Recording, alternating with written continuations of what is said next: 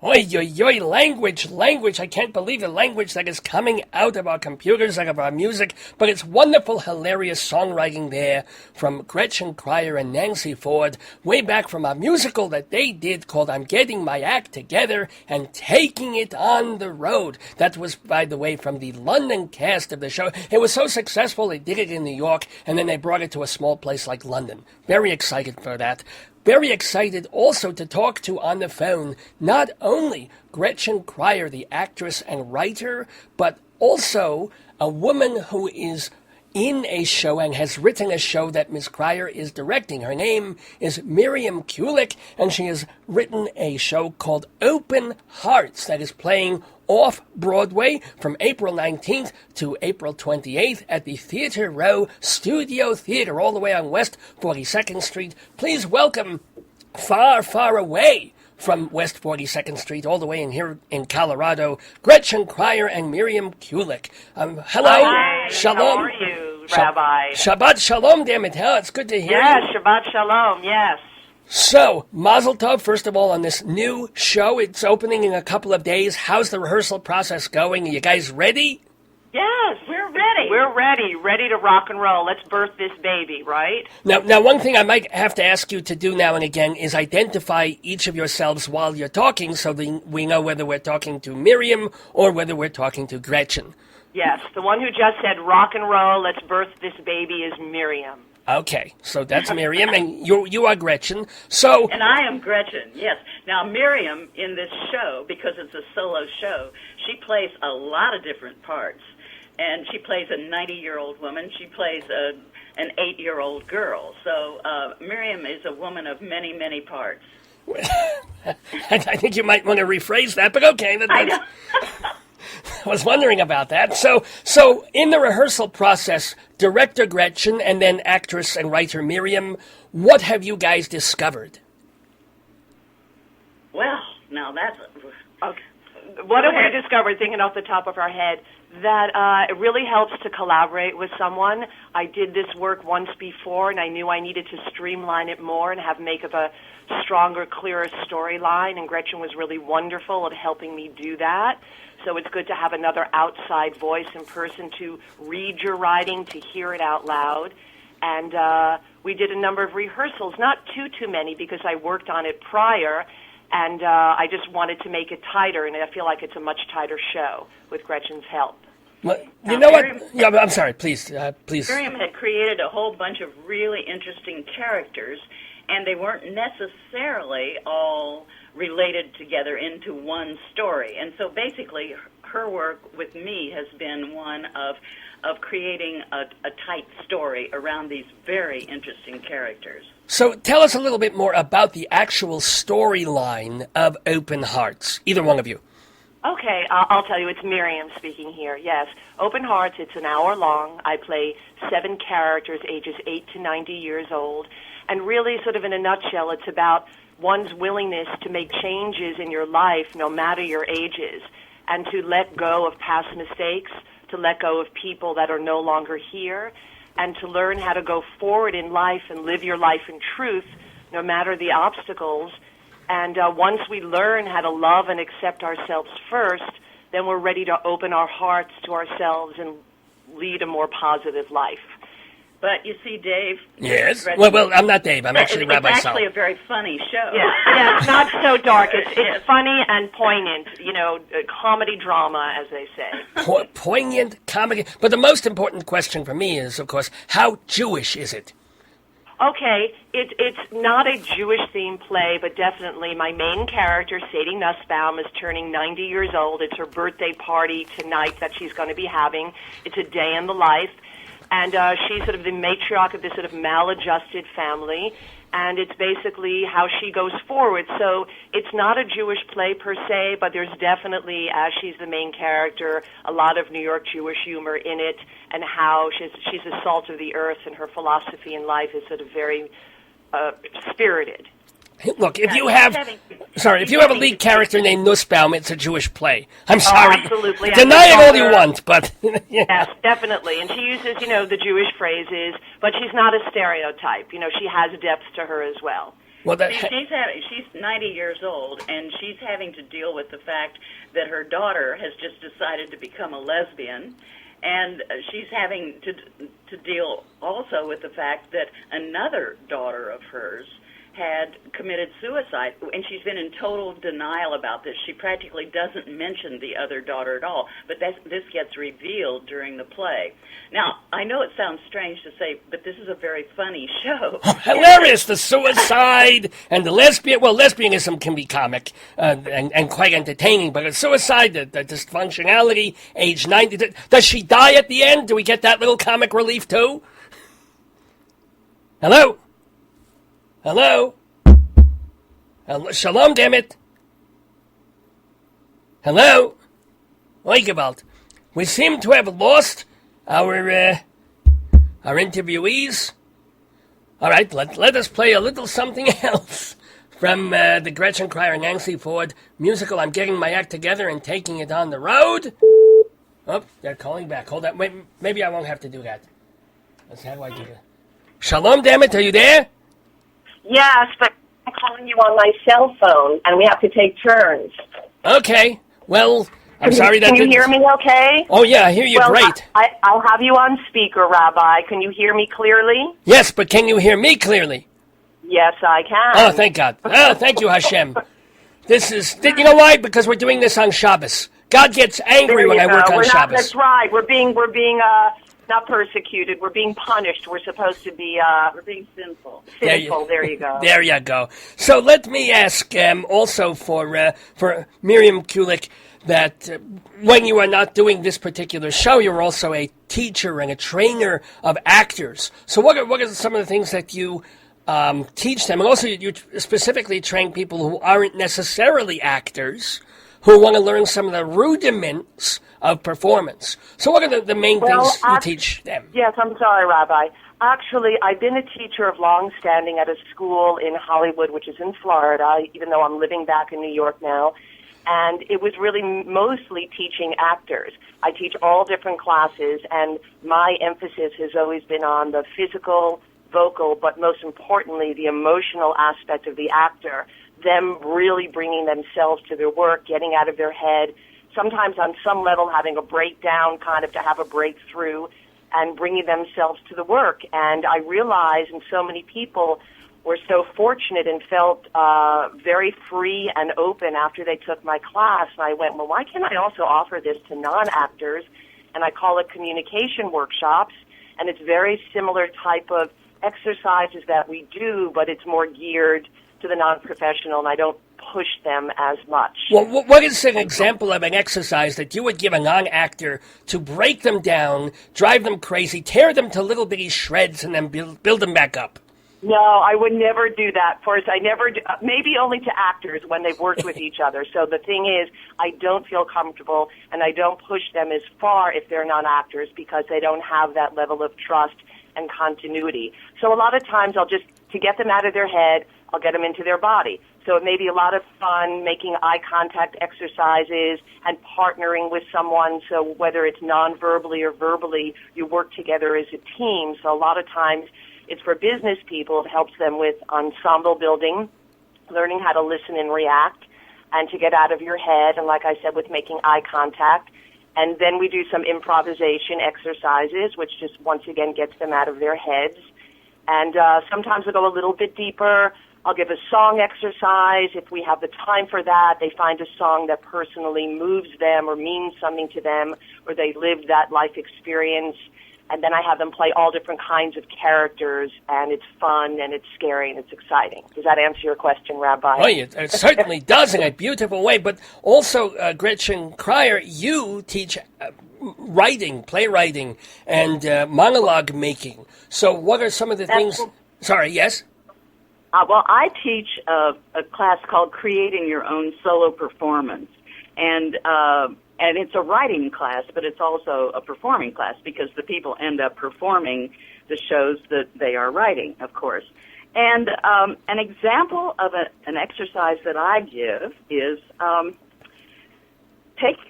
find a moment from childhood, a moment that you remember in most vivid detail, and put yourself right there. And then I want to hear a first-person narrative from the point of view of that child. And you put yourself right in the moment, and it would be something like, I'm sitting in the back seat of the car. Mom and Dad are smoking. They're fighting. I don't know what they're fighting about.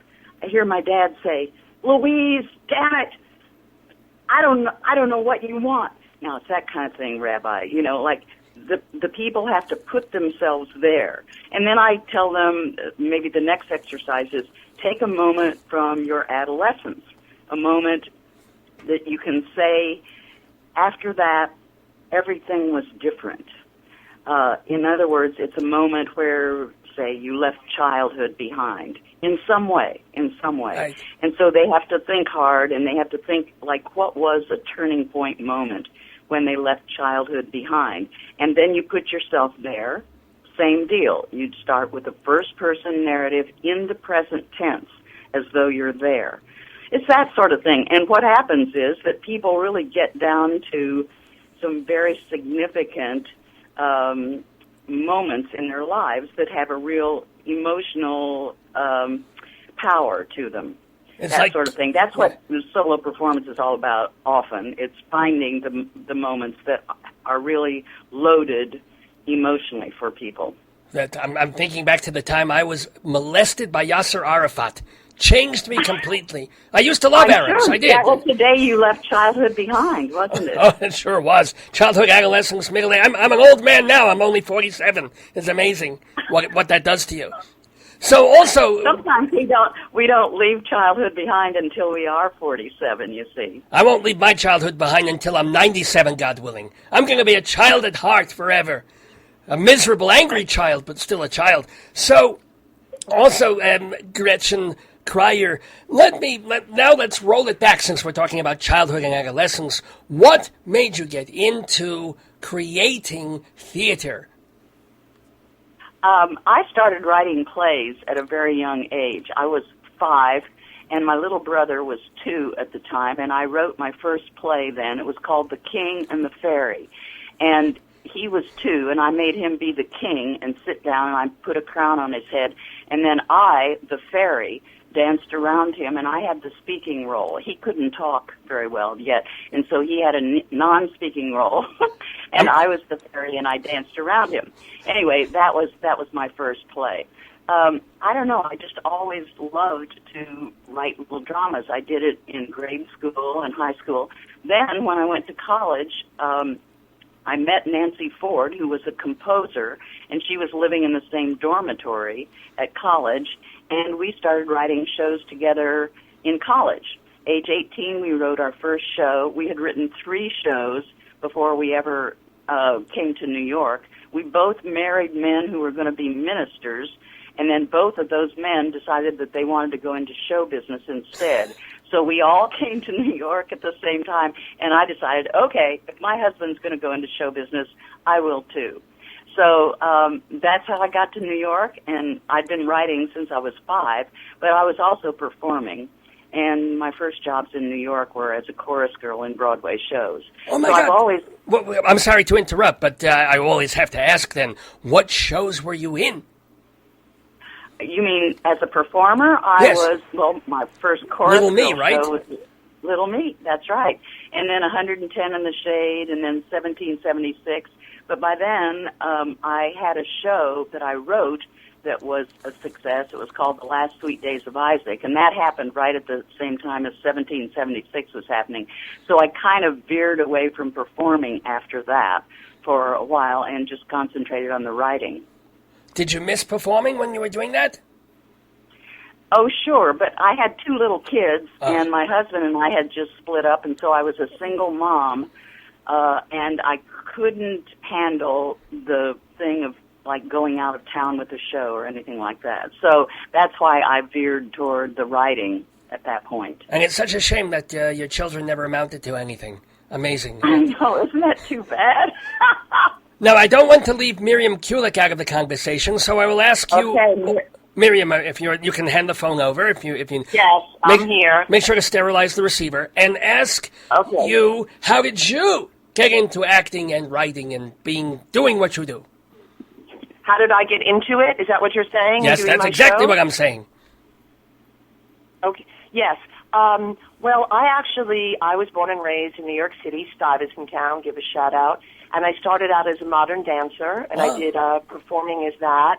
And then I just wanted to sort of naturally segue into acting. And I studied here in New York City, and I mostly did theater, did a little bit of TV and film. And I am married. I am still married. And my husband, I'll give a shout out to him, Barry Kulick. Hello, Barry. Hello, Barry. Well, I'm saying it because he was a very well-known guitar maker. Oh. Acoustic and electric, a lot of who's who and rock and rollers. And then he wanted to change from New York, so now he's a marine life photographer. And we moved to Florida. And I kind of went kicking and screaming, but that's when I got into teaching there and got into performing there. And then I found my passion. I've dabbled in writing a little bit, but I had my directorial and writing debut with a small theater company, and I realized, I really like this writing thing. So I wrote an evening of 6 short plays for 2 actresses called Almost Tamed, Tales of Mayhem, Motion, and Malarkey. And then it sort of segued into this current solo show called Open Hearts. A lot of the same characters came from the 2-person show, and I wasn't ready to put them in a drawer yet. So I wanted to still try to use them, which I'm doing now. And my goal with this show is to try to tour it, also because I teach acting, be it in colleges or have somebody else produce it in theaters. And then, of course, also possibly get other acting work from it. Well, I am curious because, I don't know if you both know this, but I've been doing a one-person show myself. And in fact, it's such a special one-person show. There's 2 people in it, so there's a little dichotomy there. But the question is, how did you get to do the show off-Broadway? Did you contact the theater company? Did they contact... How did you get it up at Studio Theater? Well, actually, yes. A very good friend of mine first turned me on to Gretchen Cryer, and the same friend also gave me a list of theaters because I'm self-producing. So ultimately down the line, it's really nice if you get somebody else to foot the bill. And I just called, went, saw, and tried to find something that I felt that was a clean, neat, safe space that wasn't dinky, that looked good, and that was somewhat affordable for me. And I found the Studio Theater at Theater Row that kind of had basically all the basic elements that I needed. And I hired a publicist, and I'll say thank you, Scotty Rhodes, because she's turning me on to having an interview with you. Thank you, Scotty. Yes. It's great, but you need help. I need an assistant. Having a publicist to get industry to come is wonderful, but to get, quote, butts in the seat, excuse the phrase, I also need an assistant, and everything is now social networking online, and you kind of can't do it all. It's a lot of work. It's a tremendous amount of work, and also, I'm a Jew, so therefore I'm interested in money. So even if you fill the seats with butts, the likelihood of your even breaking even or going slightly in the black is pretty minor. No matter, even if you sell a lot of tickets. That's not right now. That I know that I'm really not going to make any money on it. I'm probably going to lose money. A lot, really, in all honesty. The bottom line is that this is for me. Yes, it's nice to get recognition, but I'm really doing it for me as a big risk, as something that I want to do. And what you can do as a solo artist, the bottom line is that you don't have to wait around for somebody to give you work. You can use your own voice, and you can say and do what you want. And it's very empowering. It really is. And then you see where you want to go from that. That's wonderful. We are talking with, by the way, that was Miriam Kulick who is speaking. She is doing her one-woman show called Open Hearts, and you can see that from April 19th through April 28th at the Studio Theater on Theater Row in Manhattan, and that's all the way, it's like 410, is it 410 West 42nd? Is that the... I believe so. I should know it by heart. Yes, it's between 9th and 10th, and I believe the phone number, because it's through telecharge, is 212-239-6200. Don't quote me exactly. Yeah, no, believe me, I know that number by it's 212-239-6200. Darling, that phone number I've known for 20 years. You're exactly right. There you go. And it's an equity-approved showcase, and I'm looking forward to people coming, and I've been thrilled to work with Gretchen and have that opportunity. And that's it at the moment, unless you have something else you'd like to ask us. Well, actually, I would like to ask you, first of all, What? and you can say this in front of your director, what has Gretchen brought to the party that you did, because you teach, acting and all that sort of thing and moving around the stage. What did Gretchen give to you as, you mentioned sort of in the writing of it and in the organizing, but what did she bring to the party as director? I think to just be truthful, with the words, to be truthful with the characters, to relax into it. And because I did it before, I sort of had, prepared kind of cadences and rhythm and preset notions, and she was trying to encourage me to let some of that go to make new discoveries. See, I was just trying to break her down. You see, that's what I was doing. That's what you're doing. It's that est version of acting that they were all doing in the 1970s. Right. And also what really helps, you probably know this, Rabbi, if you've also done acting, when you have somebody who's just warm and just you feel very comfortable, then you just feel free to explore. It's been a very relaxed atmosphere, and that, at least for me, just helps to kind of see what's going to happen and come out of it rather than feeling, uptight and someone's tried this, and this. That is absolutely true. Now, I don't want to put you on the spot, but I do. So what I'm going to do is I'll talk to Gretchen for a little bit, but if you want to, and only if you want to, you can give us maybe a minute or two of one of the characters in the show. Doing from one of the monologue pieces in Open Hearts. Would you like to do that? I'll give you a moment while I'm talking to Gretchen, but can we get that from you? Okay, I'll do a little bit of Sadie, and I'll do one of Henrietta. Wonderful, wonderful. Take a moment to prepare, and then, Gretchen, are you there? Yep, I'm here. Wonderful. Let me ask you a couple of questions. First of all, you're probably expecting one of these, but let me ask, back in the days of I'm Getting My Act Together and Taking It on the Road, one of the actresses in there was Betty Aberlin, who is, of course, Lady Aberlin from Mr. Rogers' Neighborhood. Are you still in touch? How is she doing? Oh, yes, she is doing great. Actually, Nancy Ford and I have written a sequel to I'm Getting My Act Together, and it's called Still Getting My Act Together.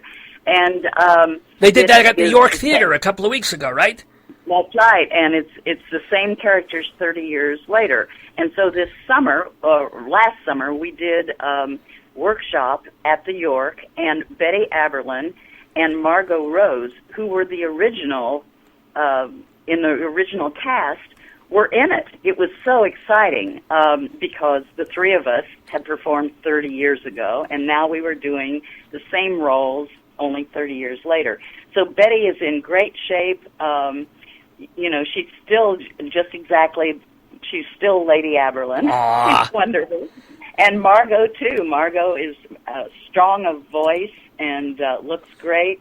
So it was great joy to perform with them last summer. And is there something going to be happening with that show? Yep. We now have a producer, and we're putting the two shows together into one evening, which did involve my having to make massive cuts. I had to cut about 20 minutes out of the first show, and then when we did it at the York, the sequel was 2 hours long, so I had to cut it down to an hour and 15 minutes. So they have undergone a lot of changes, but they're now put together into one evening, and we have a producer. I think she wants to open it in Chicago first and work on it there, and then we'll see what happens. If it goes well, then she'd bring it into New York. With good luck, and that's great to hear. I was curious because I remember now that it was at the York, and was it a musical in Mufti thing that they do, or was it something? It was. No, you're exactly right. Well, of course I'm right. I'm a rabbi, damn it. I get my information from Hashem. Of course. You do? Of course. My God, you're just amazing, all the stuff that you know. Well, let me ask you. You knew the first show that I was in as a chorus girl, and that's amazing. Well, it's a combination of Hashem and Wiki. So you put the two together, you can't miss, really.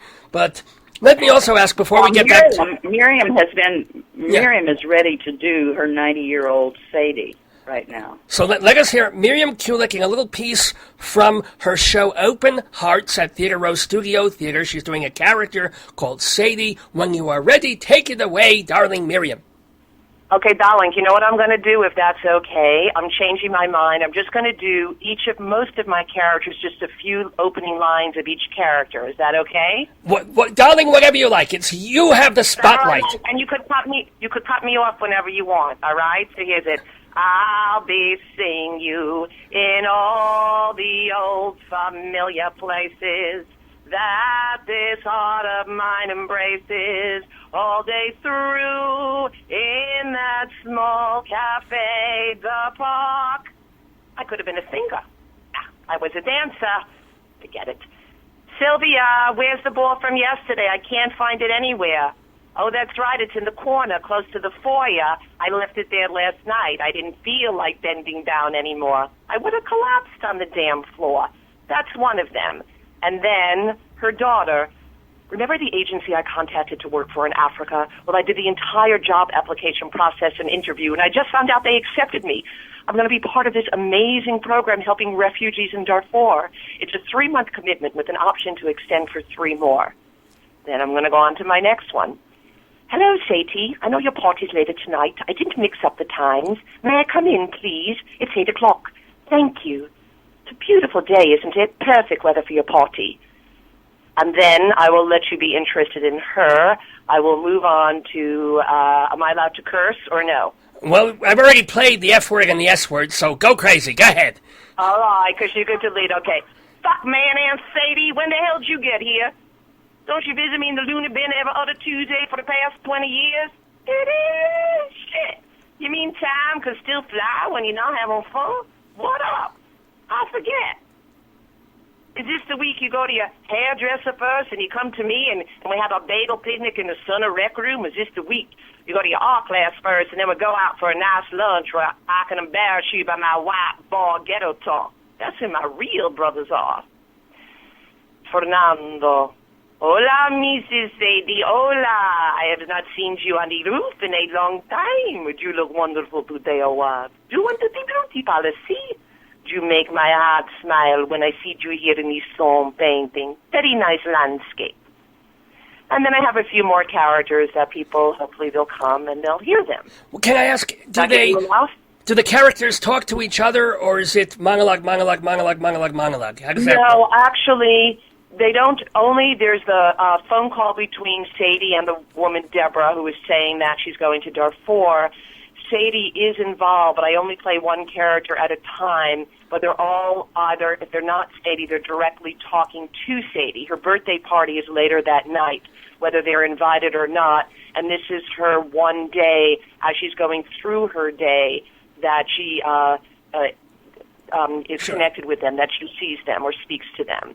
And so everybody has their own storyline. They're all related directly or indirectly related to Sadie, but it's all about everyone living their life in their own truth. Well, it sounds really, really fun, and the character is really unique and delightful. So, everybody, please go see Open Hearts at Theater Rose Studio Theater on West 42nd Street. Tickets are from Telecharge at 212-239-6200, 212-239-6200. It starts on April 19th. Is there an opening date, an official opening, or is that it? Yeah, I'm only right now doing 4 shows, so the opening is Thursday, April 19th. Oh, okay, so might as well tell us when the actual shows are, if there's only 4. Yes, sure. They're all at 7:30 at night. So everyone remember 7:30, not 8 o'clock, 7:30. It's April 19, 20, 27, and 28. 19, 20, 27, and 28. Very, very nice. And they're, again, at that studio theater for Open Hearts. We've been talking with Miriam Kulick. If I can talk to Gretchen Cryer for one more moment or two before we have to end the interview. Are you there? Yes, Rabbi. Thank you so much. Lovely talking to you. Great. Have a great Saturday. Great talking to you. Good job. But Gretchen, before you go, can I ask one other question to you? I am curious, and I'm sure our listeners are curious. You are the mama of Jon Cryer, whom everybody knows from 2.5 Men. So does he still come to you for acting advice? Have you given him any advice, especially when things were getting weird 2 years ago, or he's on his own completely, or what? He's on his own completely. He doesn't come to me for acting advice at all. I'm just wondering. As a matter of fact, Well, it's funny, when I was performing this last summer at the York, somebody came up to me afterwards and said, you're really a funny actress. And I said, I know, I get that from my son. That's very... So it's reversed, you see. I get all my acting chops from Johnny. Well, did you encourage him when he said, hey, Mama, I want to be an actor? Or did you say, oh, God, oh, no? Yeah. Well, you know what? He loved it from the time he was very young, and he went to a place called Stage Door Manor up in the Catskills, upstate New York, and it was an acting camp in the summer for kids, and he started going there when he was 11 or 12, and when I would go up to see the productions, I could see that he had really found his niche, because right away, just even as an 11-year-old, he had a really good sense of comedy and timing, and it totally changed him. I mean, from that moment on, he knew that that's what he wanted to do. And he started being an usher in a little theater that was right down the street from us on 103rd Street. It was, at the time, called the Equity Library Theater. Oh, my God, yes. He became an usher down there, and he learned every show. He learned Sweeney Todd for every word of the show. He learned all of the shows as an usher down there. So I knew that that's what he wanted to do, because he went to Stage Door Manor for about 4 or 5 years, and then he went to London and was, oh God, I forget what is the acting school in London that he did for a summer. Is it RADA? Yeah. Yeah, okay. Yeah, that's what it was, yeah.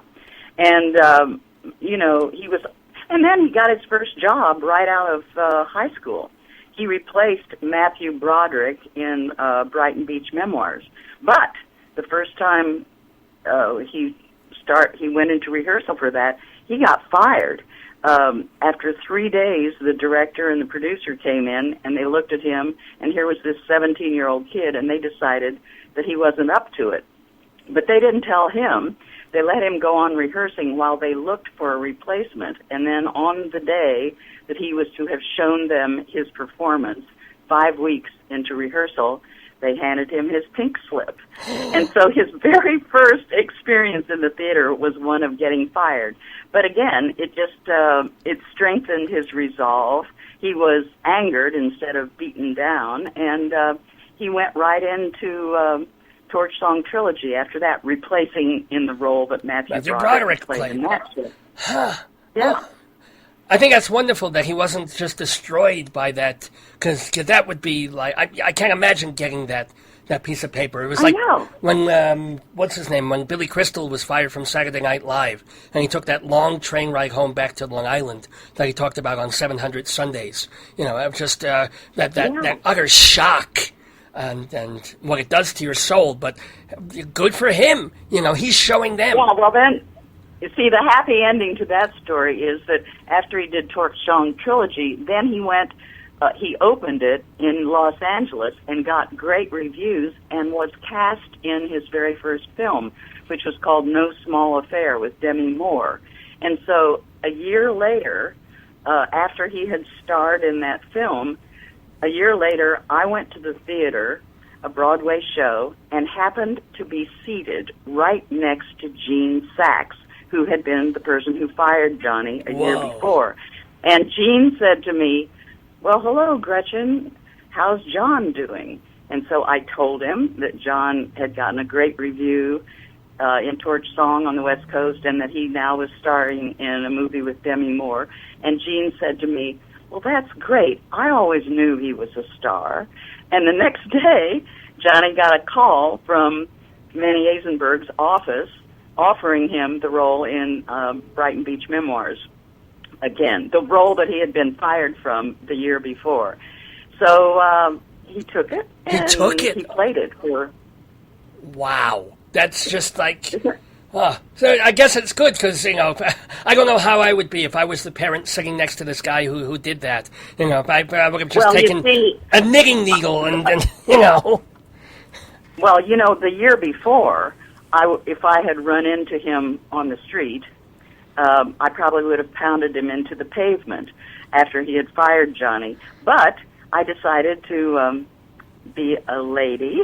All right. and be nice, and it turned out to be good that way, because they called Johnny up the very next day after I had talked to Gene in the theater. But who would have thought that I would get seated next to him in the theater, a year later? That's really Hashem working in a mysterious way right there. And yes. Just to be fair, since you are, a mom, it's only right to ask about, you have 2 children. Is there other offspring in show business?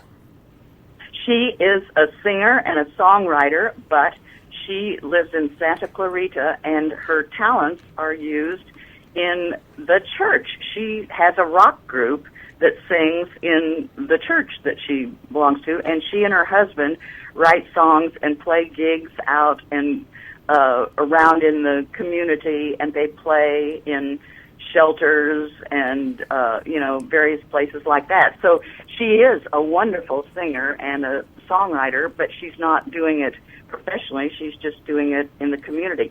I have another daughter who is a kind of foster daughter who came to live with us when she was 14, and she is the makeup person on Johnny's show.